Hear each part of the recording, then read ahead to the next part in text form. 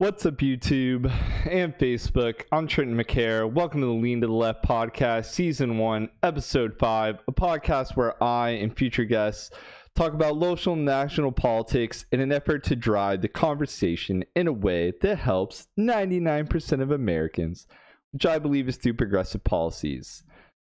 Now let's jump into it so you can get your news and get out of here. With some quickie news to start off, we got a scandal that we already covered. We actually kind of broke it. We were on this way before the mainstream, the lamestream media. We're way ahead of the game. All the way back on February 4th, we covered a scandal that Andrew Cuomo, New York City governor, was wrapped up in the middle of. So Cuomo had basically misallocated 7,000 COVID deaths from nursing homes, which he had already been under fire for, really creating a catastrophe where he had sent a lot of COVID-19 positive patients back from the hospital to the nursing homes with tons of other sick, possibly getting sick, patients. So it's really just a terrible policy, and I think in hindsight it'll go down as a really terrible one. Now, this typical politician tried to wiggle around, blame scientists and blame all kinds of people, right? Blame the media for miscovering him. And I think that's a load of BS, right? He is the only governor that I'm aware of that had this kind of issue where he was mishandling all of these nursing home patients and sending them all back to infect everybody else at the nursing home, right? Nobody else was doing that. So I don't know how he can say this is some sort of federal policy federal guideline he was following when none of the other governors had the same issues that he did, right? So once again, lean to the left, getting a jump on the lamestream media when it comes to these stories. We'll continue to do that. We got the COVID relief package, the Biden admin doing great, following, I think, Bernie's lead here, pushing center Dems and center Republicans to the left, forcing them to support their bill or lose their seat. They've already been to West Virginia. This week and next week, they're going to Wisconsin. I think they'll go to Georgia, North Carolina, right? A lot of these swing states, I think they're doing two things. A, like I said, they're forcing the senators and the representatives from those states to make sure that they support this bill or face being primaried or voted out of office in general just for this terrible decision on the Republican side. And then I think it also garners support, right? You're trying to gather support for this bill that's going to be in a big political talking point, I think, for the next 4 years. And you want it to have as much support as possible. You want to make it toxic to not have support of this bill. And I think you do that by making sure that all the Americans support it, even though between 70 and 75% already do. Finally, you have Rush Limbaugh, right? Just one of the worst, terrible people in politics, right? I'm not going to beat around the bush here. I'm not going to do and placate and say, never wish ill of the dead. No, I kind of wish Rush Limbaugh had passed away sooner, right? The amount of people that he's just, one, made their lives worse through his toxic attacks, or two, just totally mushed and smoothed people's brains with years of fear-mongering, decades now at this point, right? Let's go through a couple quick hitter of Rush's greatest hits, right? He would play songs for LGBTQ members who had died of AIDS, right? He reveled in the deaths of Eric Gardner and the Sandy Hook attack, right? Pushed for more guns in schools, not less, right? He's really the antithesis of American ideals, not wanting freedom of religion, pursuit of happiness, right? Really only wanting those kind of freedoms for conservative white men, right? Religious conservative white men. And was the kind of person who would push just disgusting narratives that honestly ended up killing him, right? That smoking doesn't cause lung cancer, right? He was constantly in the pocket of big smoking, which was a thing back in the 80s when he started. And he would push a clearly a lie, right? Which is what he mostly pushed throughout his decades on the news radio. And Trump went on Newsmax a day or two ago to say 100% of everyone 100% respected Rush. And I can sit here today and tell you that for me, that's just not true, right? He poisoned my friends' and family's minds, made all the lives worse, and corrupted politics in a way that I think will take decades to unravel, right? Let's move on with wicked news. We'll jump into the big hitters this week. First, we're going to start off with everybody's least favorite topic, including mine, COVID, right? COVID-19. We have a coronavirus update today, and it's looking better, right? So this is all states over all time, right? We've seen a small decrease in deaths down from the peak, right? Down from 3,300 to 2,700. That's 600 off. That's nearly 20% rate. That's really good. I am honestly a little surprised that it's not lower, and I'll get into why it turns out that is. That's not an outlier, right? It should be getting lower than that. And I think that I have some really good evidence as to why.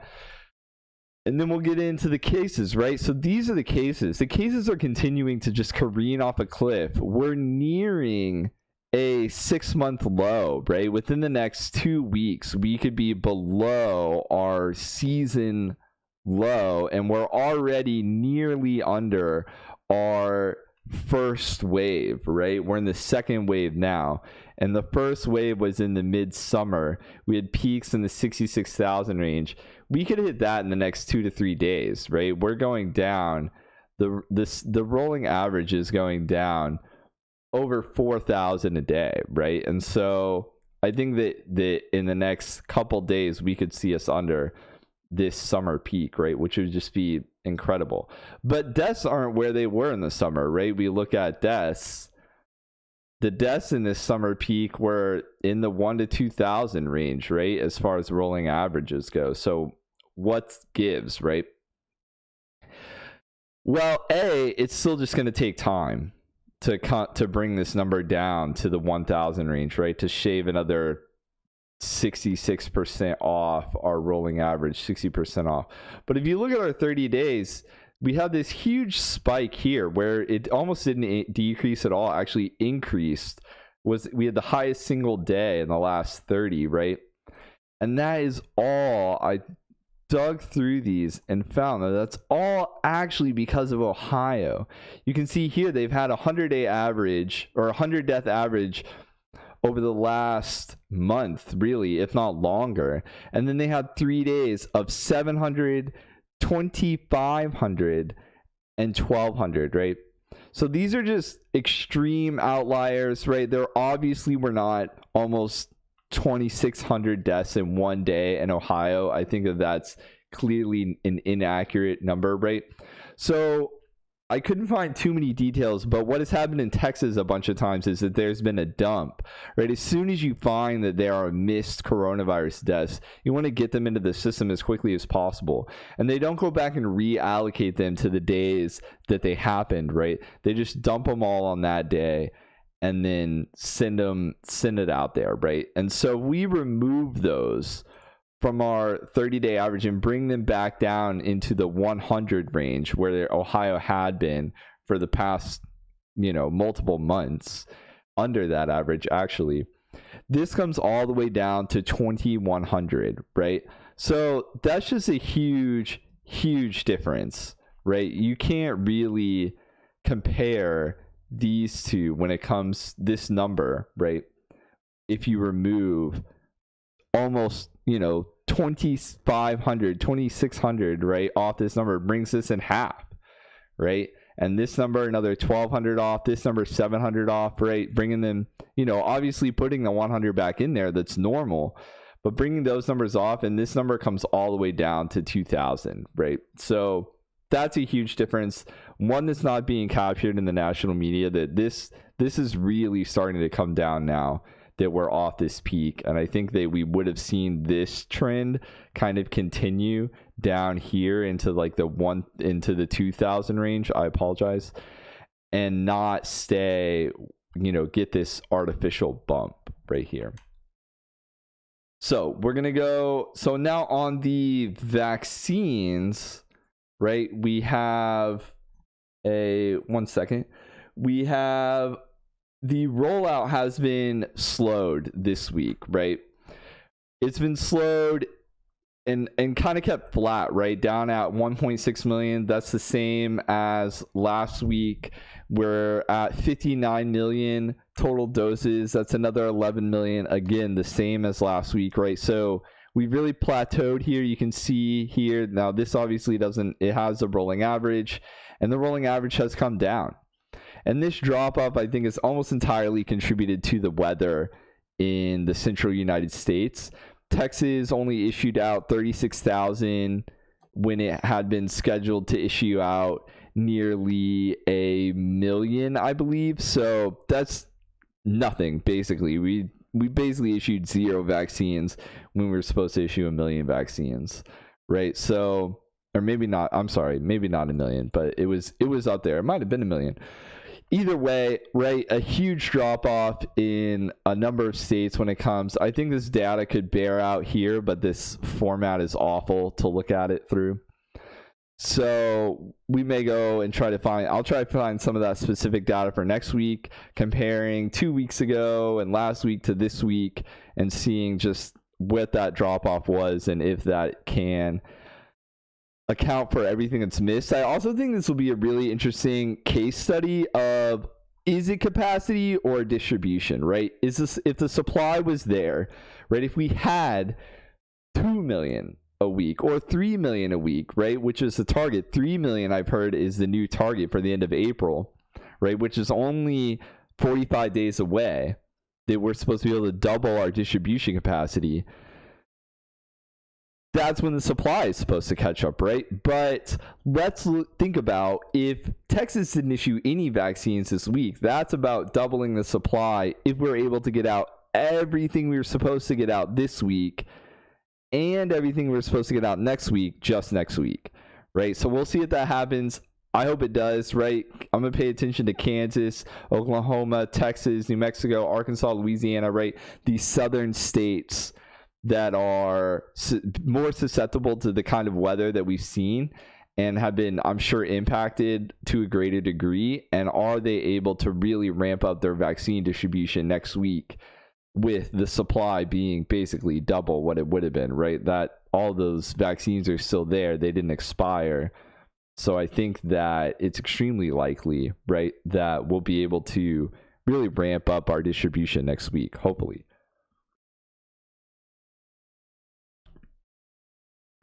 All right, one last thing. We did get some information actually out of the NBA. Now, I don't have a direct study for this. I couldn't find the hard data, but I was able to see a release from the NBA that showed that the other strains, other than the B1.1.7, which is the common coronavirus, they're the additional strains, right, that have concern, especially the UK and the South African, where we're showing a higher infection rate from those two strains.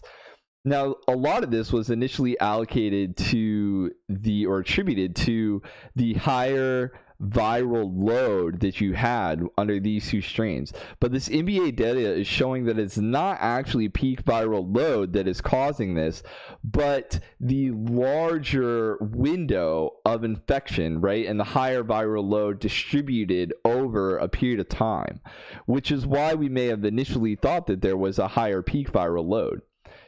If the NBA is testing somebody as soon as a positive test comes through, right, which they're doing all the time with PCR testing, then they do tests almost every single day, right, with viral load information in those tests. So we're seeing really incredible data out of the NBA and out of what's coming out of their study, right? Which is that it's really a flattening of the curve, to harken back to the early days of the coronavirus, which did not flatten, it turns out. But the flattening of the curve of the viral load, meaning that you're not just infectious, you're not just able to spread the disease over a few day period, but really over a longer, as many as 30 days, it's looking like. So that 14-day quarantine, that might not cut it for these other mutations, right?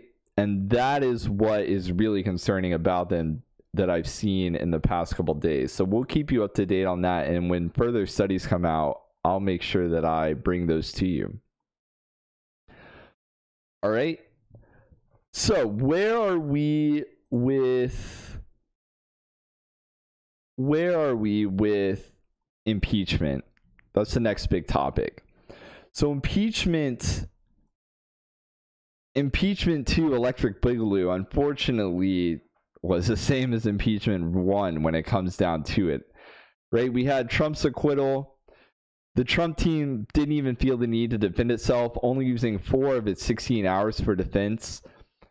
There was a little upset on Saturday, which again I watched all of, where GOP rep Jamie Herrera Butler was quoted as saying, quote, "Trump initially tried to blame the attack on leftist members of Antifa when McCarthy," end quote. That's Rep Minority Leader McCarthy.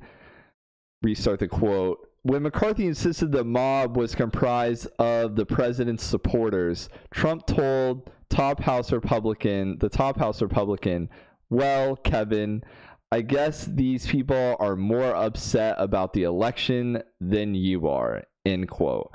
So these people are the rioters, and Kevin is Kevin McCarthy, a leader, top 3 in the GOP, basically, and he's not upset enough. And that was Trump's mentality, right? So the impeachment managers attempted to get Herrera Butler to testify and be a witness, basically. But that turned into some back and forth. There was a break. Everybody came back and basically said, no witnesses, right? Pulled the rug out from the impeachment managers.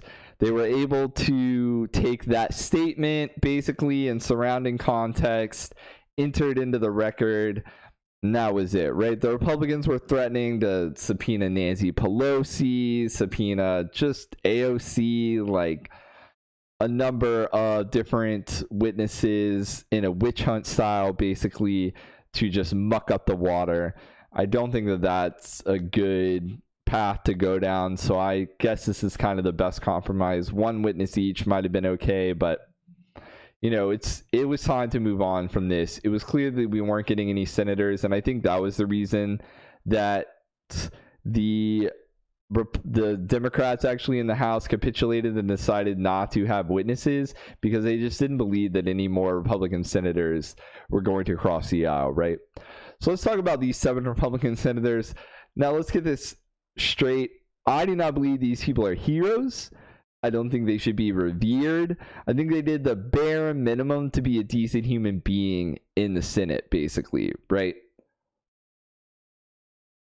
I think they did the absolute bottom of the barrel. They didn't call out Trump directly.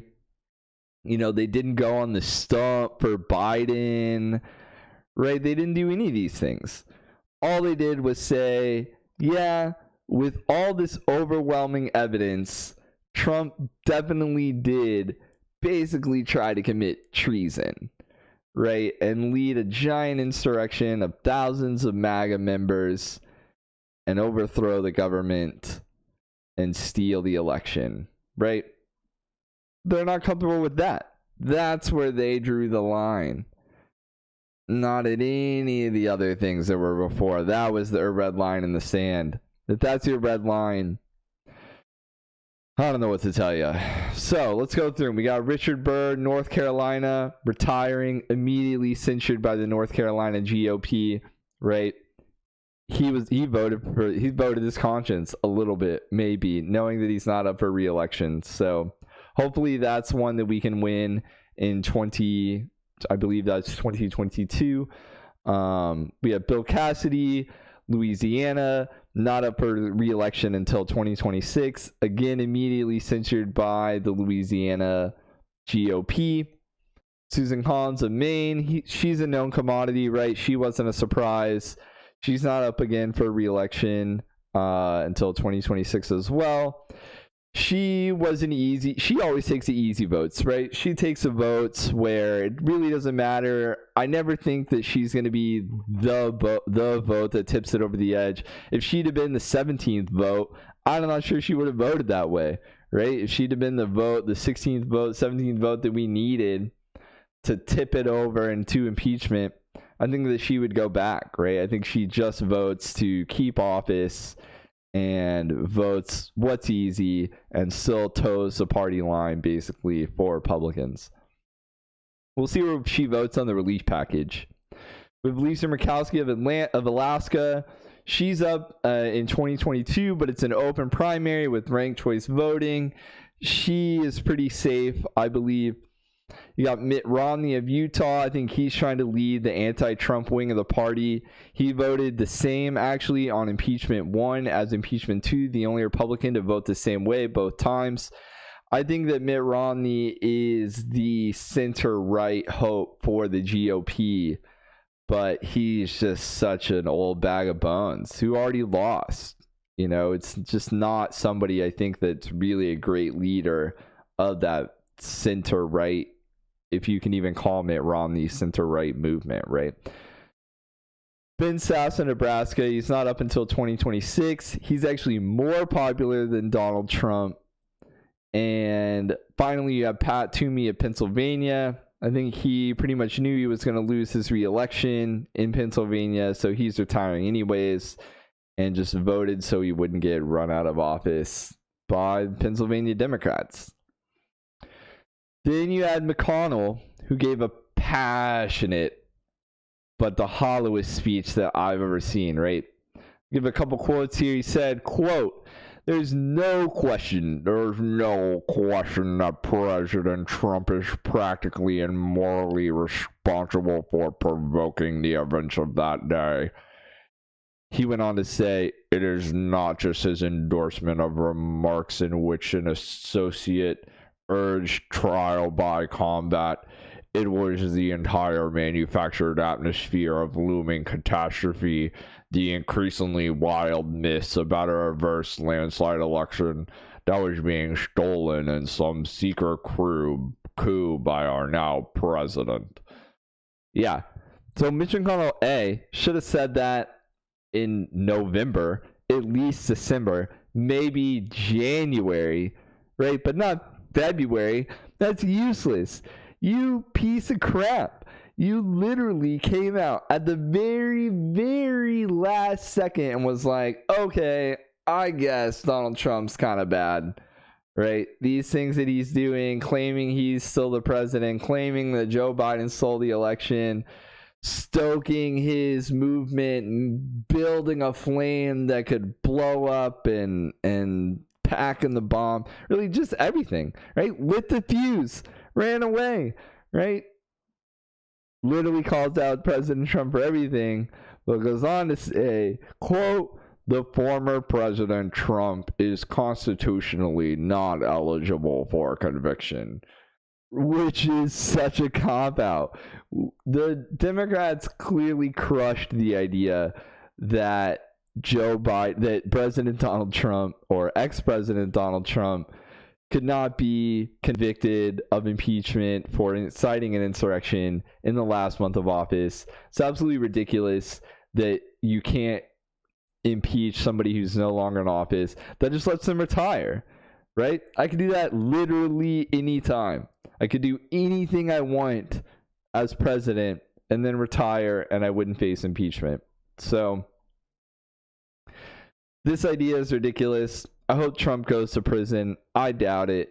And so Trump will get away with everything that he did, right? That's really the end of this. I think my fears are the same, right? That Republican leadership, there's a void, there's a gap. It's not Mitch McConnell. It's not Mitt Romney. It's unfortunately Marjorie Taylor Greene and it's other just more radical, more anti-American, anti-freedom, just everything that America lives and stands for is what the GOP is heading towards. And I don't know that there's anybody who's going to stop it. I'm not looking forward to it. On that great note, we're going to go on to what I've been dealing with for the last week. Basically, it started right about when I was trying to record last week, which is why last week's recording wasn't up in time. We have what for me will be Exhibit A if there is ever a TEXIT vote, right? It's not Brexit, it's TEXIT. And that's the fact that there are 25 dead Texans, or 11 dead Texans, 25 dead Americans. 3 million Texans lost their power. 500,000 are still without power. 14 million Texans now do not have potable drinking water, all due to this winter storm, right? And the failure of the Texas GOP and ERCOT to plan for what is an obvious looming disaster, right? So who's to blame? Is it the Green New Deal, right? That's what I'm being told. I'm being told that by our governor, right? This is who I'm supposed to listen to, right? So we're going to listen to Mr. Abbott here, see what he has to say about it. What good is it? Sean, this shows how the Green New Deal would be a deadly deal for the United States of America. It's weird how all of the GOP, right? Let's start calling this out. All of the GOP basically says when the shelves are empty, right? When coronavirus first started and there was no toilet paper and no meat, all I heard was this is America under socialism. But we're under capitalism, right? All I hear from Greg Abbott is this is the energy crisis you can look forward to under the Green New Deal. When we're not under the Green New Deal, we're under the current GOP administration in Texas, right? We're under your administration, Greg Abbott. We're not under right here. Greg Abbott, right? We're not under the Green New Deal. America.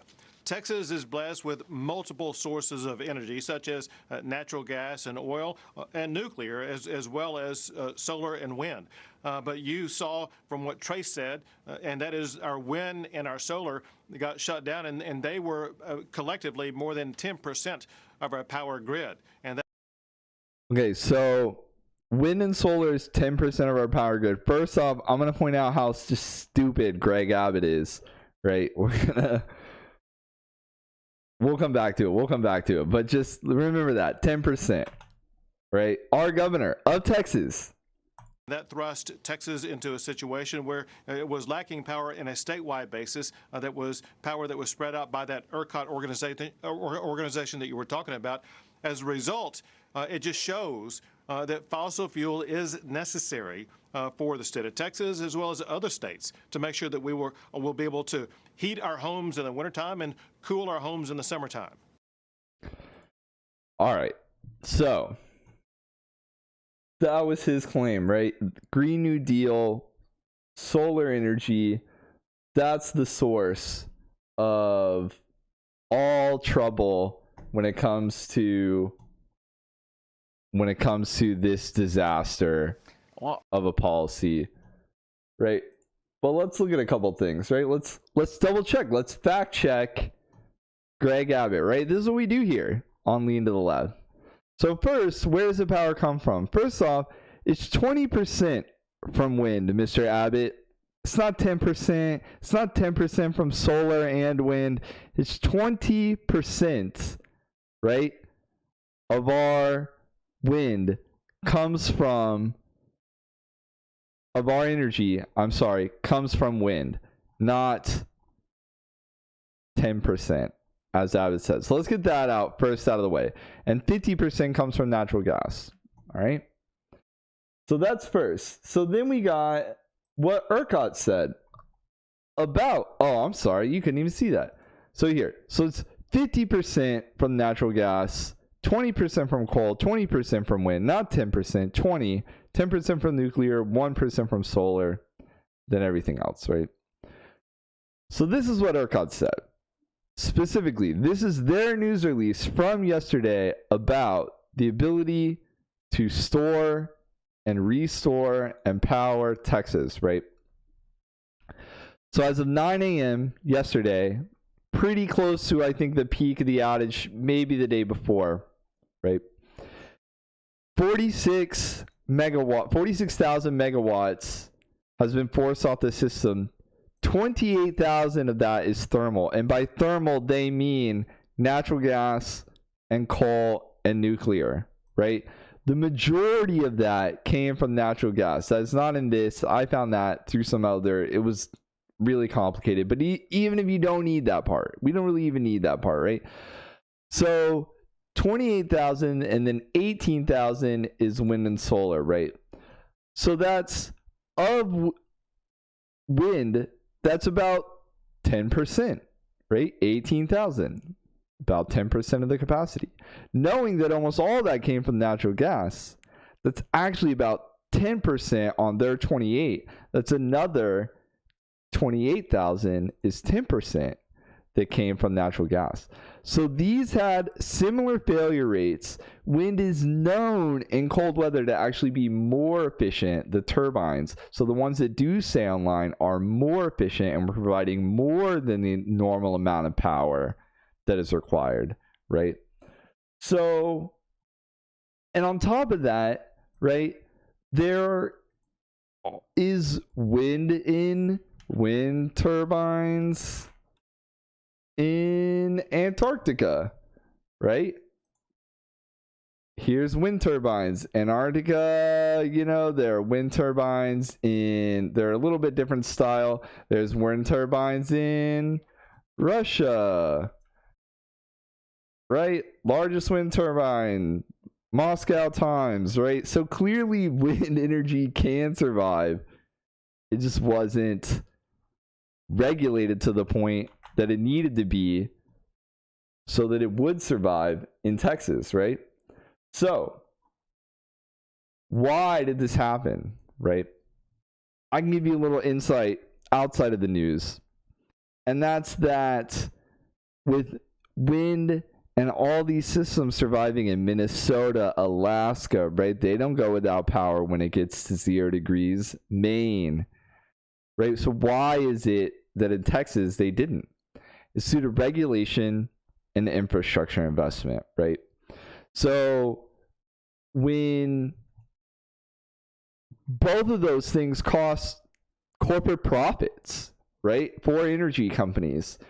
And so corporations are not going to do them unless they're forced to by the government, right? My companies weren't doing safety regulations. If not for OSHA, if not for different regulatory bodies making sure that we were staying above board, that we were following policies.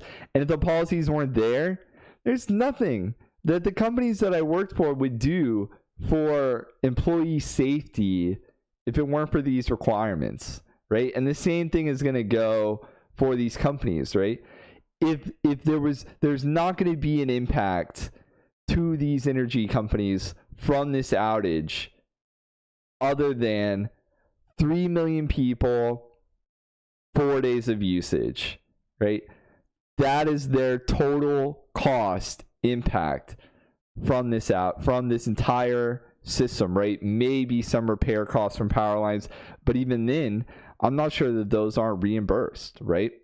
City grids.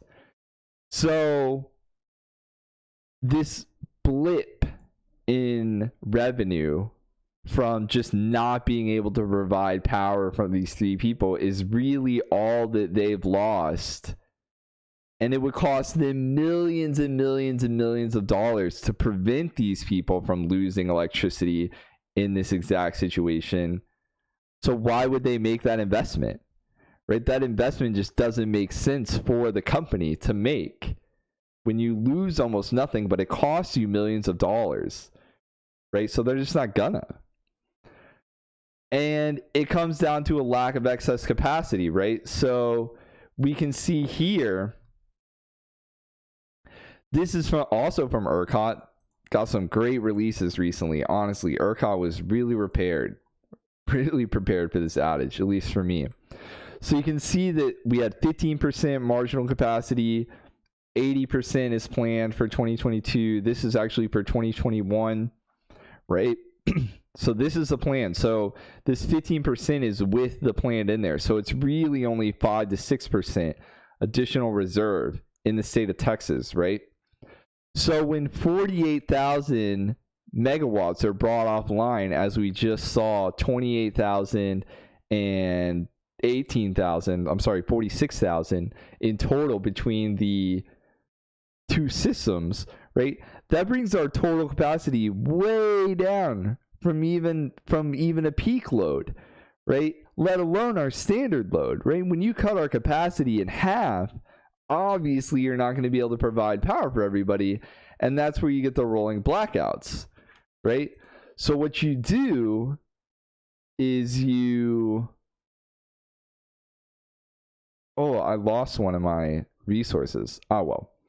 So the capacity for the state at the time was 60,000, and they used the blackouts to bring the total usage under that capacity, right? And that's how they were able to stop the whole grid from going down and different problems like that. That was the rolling blackout. That was the idea, right? Is to limit the usage so that it would stay under the capacity. When you go over capacity, that's a real problem. But in all the other states, right, what you have is a national grid, which is all tied together.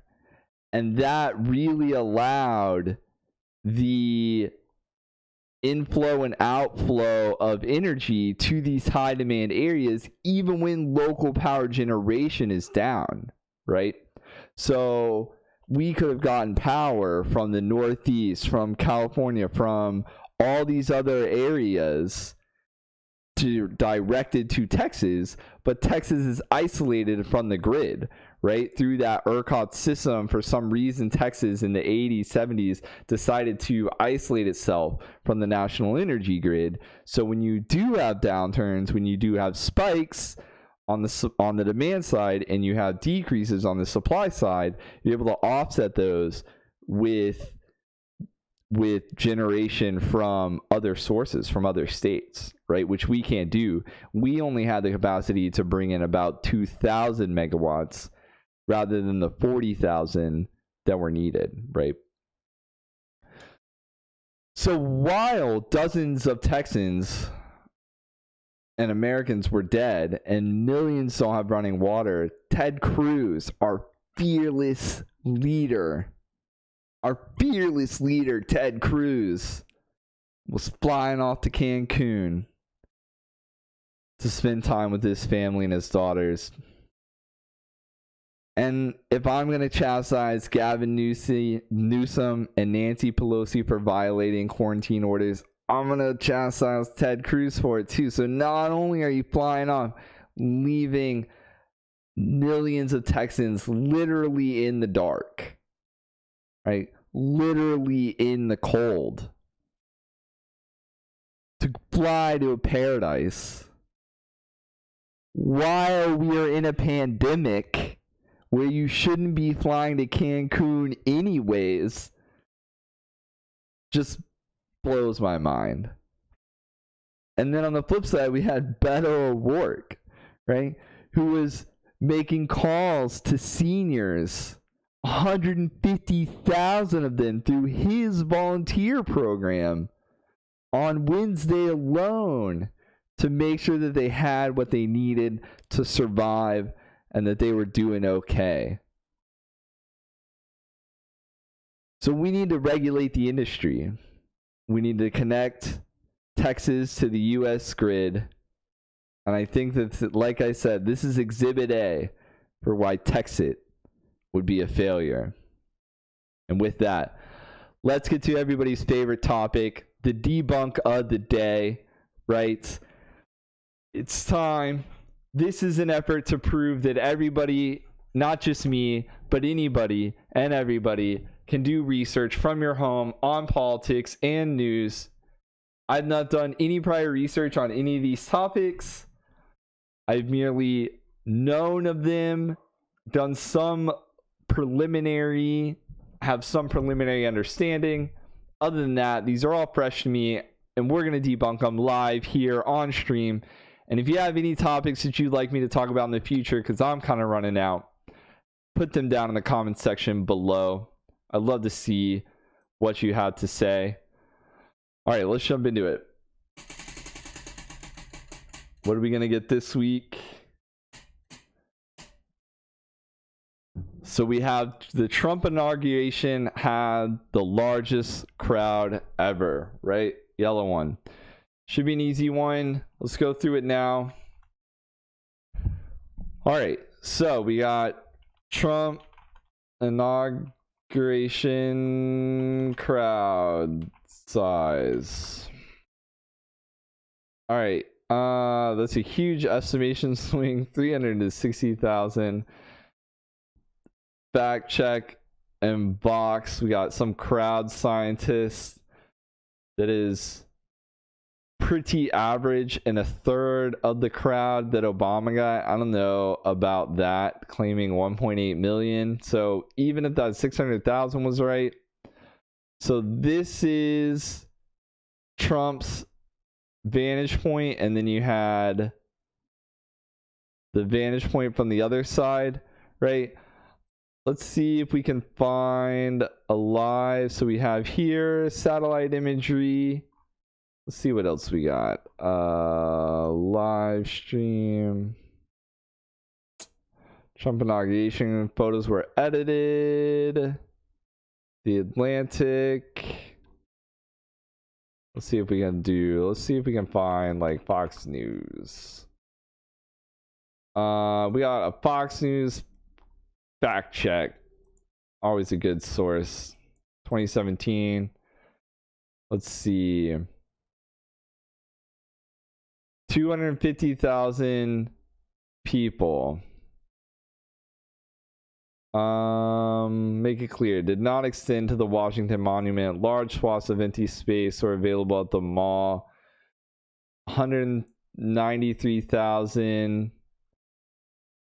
The ridership of the metro station. Oh, that's really good data. 193,000 trips taken by the metro station. The same hour 8 years ago, 513,000 had taken it. And then 317 for Obama's second inauguration. What's funny is that the Metro wouldn't know that Donald Trump was going to lie about the crowd size when they released this data. I'd be kind of curious the timeline between those. But, I mean, it's really just kind of cut and dry, right? We can look at, let's see if we can find like the biggest picture, right? So let's see here. We got boom. We got this side by side. I think this one is a little disingenuous because you never know when these photos were taken, right? But let's look at this. So here's a live stream here's a picture of Obama's crowd, right? Full. So let's see here. We can do Trump inauguration crowd size live stream. I think we can look up this live stream. Let's see, that'd be the best. If I could see a full live stream. I don't really care about what Sean Spicer said. I would like a live stream of the crowd. Can I get that? I don't think so. Not on this page. I just want, because there's that photo, but there's got to be like a full live stream of it.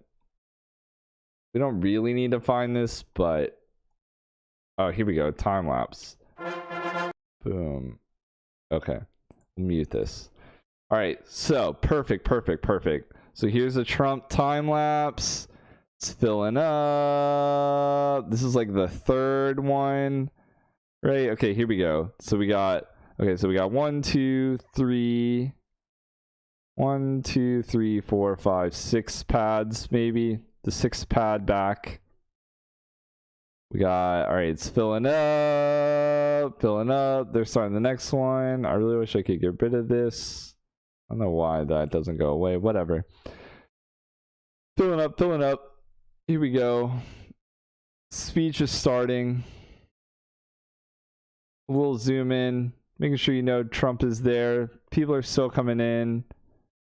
Trump's there. Oh, so there we were at the end. People are still coming in. Now you actually see people filing out. You see all these people filing out. All right. So the most full it got looks to be somewhere right there, right? And we can just compare that to all these pictures that we saw. And then we can just compare it to like images right here, right? And we can just pick up wherever that side by side was, right? So we got 1, 2, 3, 4, 5, 6, totally full, right? This is Obama, this is Trump. See, that's why this is a little disingenuous, right? On the video we saw the 1, 2, 3, 4, the 5th one, the second one from the back is basically full. 2, 3, 4. So this one is basically full. This one's pretty much empty. And Obama is totally full. So that's it. Trump didn't have the largest cloud. Not even close. Maybe a million short. It doesn't really matter. It was a lie, just like most of the things Trump said. That's it for today. All right, that's the podcast. It's great seeing you all today. For this week, I'm actually going to link to Beto O'Rourke's volunteer page. You pull that up real quick. I apologize. This is a volunteer for Beto page. Just fill your name, some basic information. You can let them know. It'd be great if you could call or knock doors for Beto in the future. I don't think it'll be directly for him. We'll see what he's running for. But honestly, getting an organizer, turning Texas into the next Georgia would be just an incredible feat. I can tell you firsthand from being on the ground in Georgia during the special election that boots on the ground, making sure, knocking on doors, making sure everybody has a plan to vote is really how we're going to flip this state in 2022. I think that Beto can be a leader to get that done. I think she can be Georgia's Stacey Abrams. I think that it'd be really incredible if she did a similar thing to Stacey and volunteer and get an organization for the next 6 years and then run against Ted Cruz, right, in 4 more years. So I think that would be a really insane move by Beto to just run in 2024 and to organize his butt off until then. So that's what I'm hoping happens. That's it for today's episode. It has been a great week, cold week here in Texas, but a great week.